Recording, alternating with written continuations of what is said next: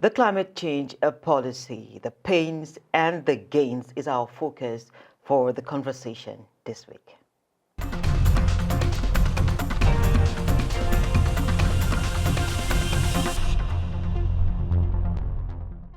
Nigeria has a robust climate change policy that is aimed at mitigating and adapting to the impact of climate change. A lot are still grappling with a basic understanding of how this works. And so joining me for this conversation is Mr. Otu Eleri. He is the Executive Director of the International Center for Energy, Environment and Development, ICEED. It's nice to have you join me, sir, for this conversation. Thank you, ma'am. Great.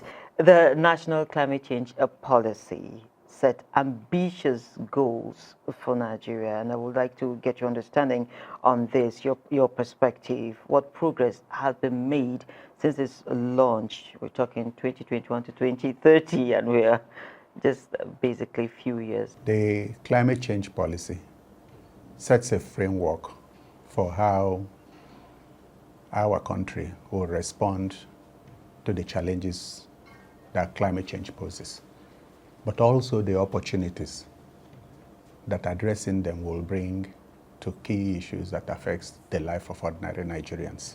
Nobody needs to be told that the environment around us has changed considerably. Almost every year, we have massive floodings in most parts of the country, and we lose hundreds of lives and billions of naira. We're also having extreme dryness, especially in the north, and especially in those countries that have become Sahelian, the so-called frontline states, about 11 of those states, who experience extreme temperature rises, very late onset of rainfalls, uncertainties about when farmers are going to start cultivation. So this has real life impacts, implications for food production, implications for our infrastructure, our drainages, our dams. So it is not just about climate change. It is the condition for which we live and develop. We've made a lot of progress, and the government has operationalized the climate change policies into a climate smart agriculture framework that is being implemented in the energy transition plan, which not only looks about how we reduce emissions of the harmful gases called greenhouse gases into the atmosphere, but also how we turn this challenge into new opportunities for expanding electricity access, for providing clean, healthy cooking energy, fuels, and technologies and devices to households. How we can really strengthen income and energy from gas as a transition fuel to a carbon neutral fuel that does not emit these harmful gases. So it is right at the center of our national lives. So when we call it climate change, it looks as if it's something that is very foreign. But this is about who we are as Nigerians and our ambitions to develop and become a developed country. Okay, if I may cut you in now, let's not take things for granted, right? Because that's why we're having this conversation. So when we say greenhouse gases, what are they? There are these gases that come from modernization, especially industrialization. These gases that go out to the atmosphere from our vehicles, from our kitchens, from our industries, and the ones that we know very well in Nigeria, from the Niger Delta, from gas flaring. And they go and form this kind of like a carpet or a blanket over the earth shielding the sun from the earth. And what happens is that some areas get hotter, and the way we have seen it over the past 100 years or so, we've had significant temperature rises all over the world. The implications are what we see in Nigeria: increased dryness because of this high. And in the southern parts, you see the sea level rise, and loss of arable land. They do have real life impact on our economy and our lives by all these harmful gases, carbon dioxide, carbon monoxide, and all those very terrible gases. Okay, so if you can just take me a notch further, how do they affect the everyday life? Because as you've pointed out, people will say this looks like a white man kind of a thing. So what are the direct implications? People will say, and we are all right when we say we didn't cause this in the first place. It is really industrialized countries with their heavy polluting industries, with a lot of automobiles, that use fossil fuels that pump up these fumes. Our contribution is very minimal. But the unfair part of this occurrence is that we who have contributed the least are suffering the most. Why? And it is very simple. If you go to a developed country like Norway, less than 10% of the workforce work in agriculture. So the agricultural sector is just a very small part. So, and they can grow food in very limited space. Here, we have almost 40% of our workforce in agriculture, living in rural areas, facing every day the shrinking water bodies. Sometimes rainfalls don't come when they're supposed to come. When they come with a vengeance, and become very destructive. So those of us who have contributed to the least to these emissions of these harmful gases are the ones that bear the burden of the impact of climate change. Our government, the federal government of Nigeria, are very much aware of this. So in Nigeria, the federal government is setting a framework in place for international cooperation on how we can address the problems, how we can adapt to the changing circumstances that we have, how we can be resilient in various sectors, especially in agriculture, and how we can actually turn this transition that we need to make from less polluting transport systems, less polluting industries, less polluting energy sources, to cleaner energy sources. And our future in our country lies in clean energy.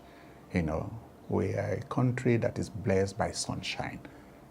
We can meet more than 10 times of our energy needs through the sun alone. Our hope and our future lies in clean, renewable energy resources. So these are the blessings in disguise that climate change challenge brings to us, both a challenge and opportunity for our country. So considering the financial implications, really, how much will you say Nigeria has generated so far in climate financing, and how is it tackling climate change? In the past year or so, we have ramped up, increased climate finance to over $2 billion on average per annum. But put that in perspective with the scale of the financing challenge that we have. There is an estimate that we need something close to $27 billion every year, more than half of it to the energy sector alone to finance the energy transition plans. A significant portion of it to agriculture, and the rest, especially in the oil and gas sector. What we have managed to generate is less than 10% of our actual needs. Therefore, it is important that this partnership, FCDO PACE, is building to bring key stakeholders together, to work together, to build that kind of ecosystem that allows us to raise funding. First and foremost, to prioritize this, and then to work together to build that kind of enabling environment within states for accessing these funds, for managing these funds, and also to be able to account for those funds. It's only when they are used appropriately and reported appropriately that the cycle increases, that more funding comes in to all those projects in the energy sector, in agricultural sector, and infrastructure, and other areas that reduce emissions, enhance adaptation, and builds resilience. Okay, I must sincerely thank you, Mr. Ewah, for making time for this conversation and for your insights as well. Yes, thank you so much. At a sub-national level, Kano State has taken a bold step on climate change, and joining me for this conversation is Auwalu Hamza. He's the state team lead for the Partnership for Agile Governance and Climate Change, PACE. It's nice to have you join me for this conversation, sir. Thank you.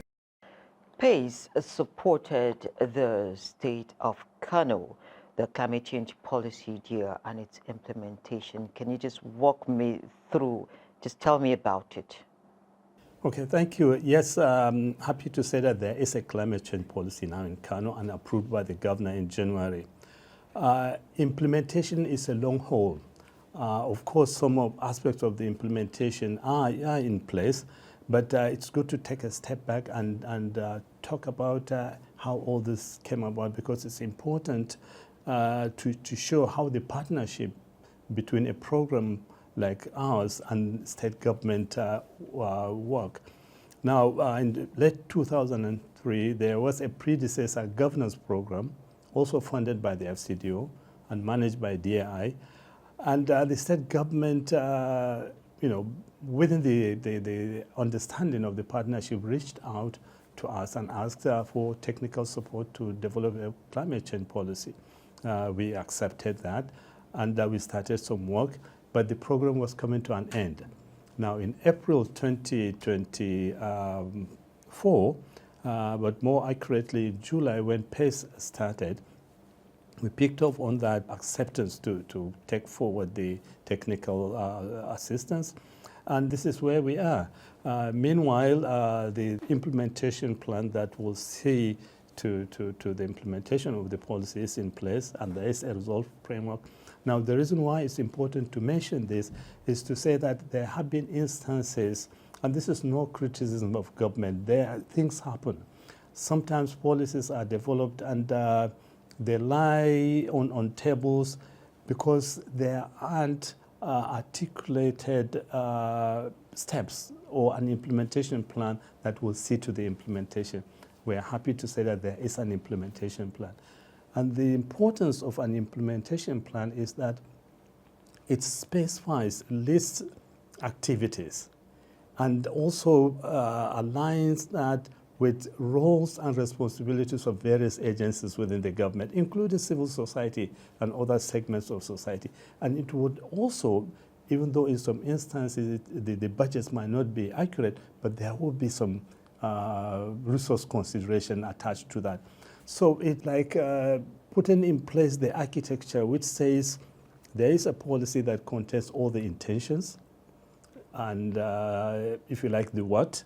And then there's an implementation plan that will take people forward to answer the question of how. And I think this is, like you said, a bold step by Kano State government, and it's the right thing to do at this point, because climate change is here, and it's real, and we need a path. And I think this is the path to take forward. Now, considering all this that you said, what are the lessons for other states? State governments can do this, and state governments don't need to do it alone. It doesn't have to be a development partner. One interesting thing we found is that there are local initiatives put together by citizens groups and some professionals within the academic institutions and the research institutions that are already doing some work.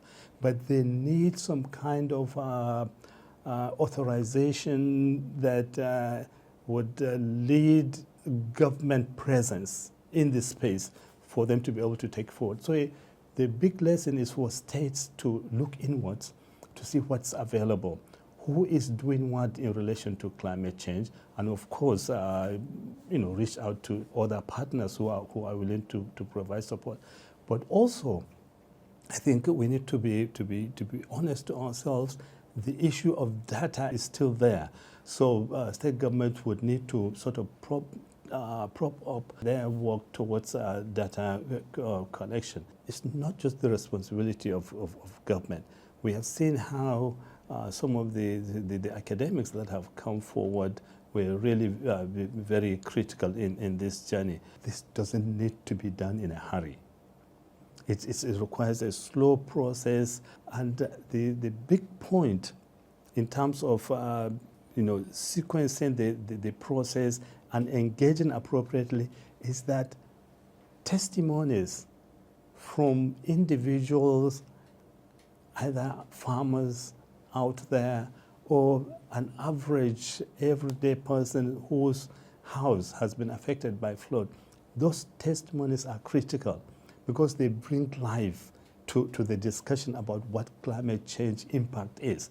So bringing those to the discussion table is really important. And of course, there are vertical linkages. There is the NCCC at the federal government to link with, and there is, of course, the federal government, the national policy on climate change to learn from. Some would argue that their main problems are the basics of life, the food. You hear about we never chop. So I'm now wondering that with all this, how do they fit in? Is it issue of basic knowledge? Well, before we go to the knowledge aspect of it, I think it's a valid statement to make. I think it's the right to be able to state what an individual or an average Nigerian feels. So I think it's right to make that statement. Now, that provides an opportunity for the state to engage. It's feedback. So I think it's important that those statements are being made, and it's important for government to listen and to engage with those voices. Now, the best way for the average person to know that he's being listened to is for government to respond to get him or her aware of what the issue is, to explain in a language that the average person can understand, and to be able to illustrate, to provide a linkage between the policies that government are putting in place to how it will get to mitigate these difficult moments or spaces that individuals find themselves in.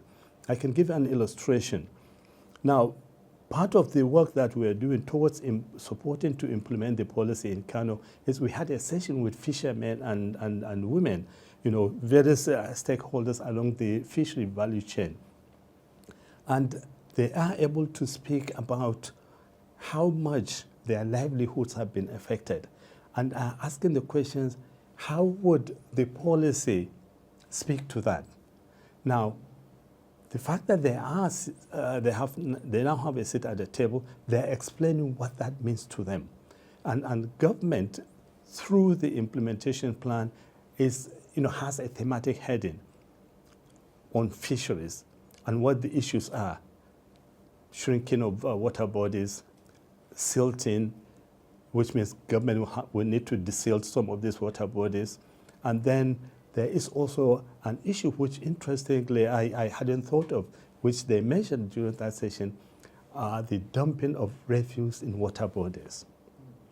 So it's providing government with real-life testimonies about what the issues are or some of the behaviors that are contributing to sort of, if you like, taking away their livelihoods And all this, being part of the wider climate change considerations, it's good for them to have a voice. It's important for government to listen and to use that to engage.